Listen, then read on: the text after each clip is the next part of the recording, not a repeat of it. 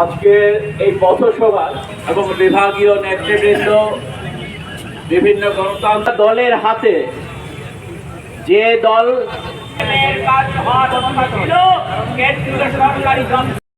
হচ্ছে ভারতীয় জনতা পার্টি। 1980 সালের আগে এই দলের নাম ছিল জনসংঘ। আমরা দেখেছি ভারতবর্ষ স্বাধীন হবার আগে দ্বিতীয় বিশ্বযুদ্ধের যখন রণদামামা সারা পৃথিবীতে বাঁচতে চলেছে, যখন একদিকে ইতালির মধ্যে সেখানকার ফ্যাসিস্ট নায়ক মুসোলিনি দিনের পর দিন তার শক্তিকে সংহত করে পৃথিবীর প্রগতিশীল গণতান্ত্রিক শক্তিকে আক্রমণ করার জন্য প্রস্তুতি নিচ্ছেন, যখন অন্যদিকে জার্মানিতে হিটলার গোটা পৃথিবীকে করায়ত্ত করার জন্য আর্য রক্ত হচ্ছে পৃথিবীর মধ্যে শ্রেষ্ঠ রক্ত,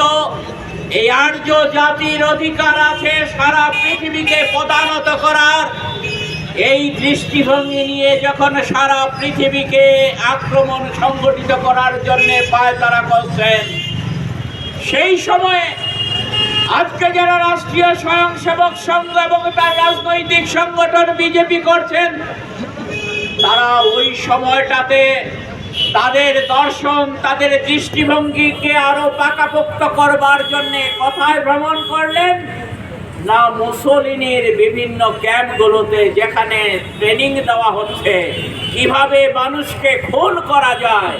কিভাবে অন্য জাতির, অন্য ধর্মের, অন্য সম্প্রদায়ের মানুষকে ধ্বংস করে দেওয়া যায়। এই ট্রেনিং ক্যাম্পে যেখানে ট্রেনিং নিচ্ছে মুসোলিনির লোকেরা, সেখানে গেলেন আরএসএস এর লোকেরা, তাদের সহযোগী মঞ্জে থেকে আরম্ভ করে তাদের নেতৃত্ব সেখানে ভ্রমণ করে সেই দর্শন সম্পর্কে তারা মনোমুগ্ধকর বক্তব্য রাখলেন। তারা ভারতবর্ষে এসে বললেন ওই রকম একটা দৃষ্টিভঙ্গি দ্বারা পরিচালিত সংগঠন আমাদের দেশে গড়ে তুলতে হবে। তারা পরবর্তী সময়ে মুসোলিনি এবং হিটলারের দৃষ্টিভঙ্গিকে নিয়েই তাদের যে চিহ্ন, হিটলারের চিহ্ন হচ্ছে স্বস্তিক চিহ্ন, আর সেই স্বস্তিক চিহ্নকে তাদের সংগঠনের অন্তর্ভুক্ত করলো। তাহলে ভারতবর্ষকে আজকে এটাই হচ্ছে আমাদের ভারতবর্ষের দুর্ভাগ্য যে ভারতবর্ষকে আজকে যারা শাসন করছে তারা মুসোলিনি এবং হিটলারের দৃষ্টিভঙ্গি দ্বারা পরিচালিত হচ্ছে। সেই দৃষ্টিভঙ্গি হচ্ছে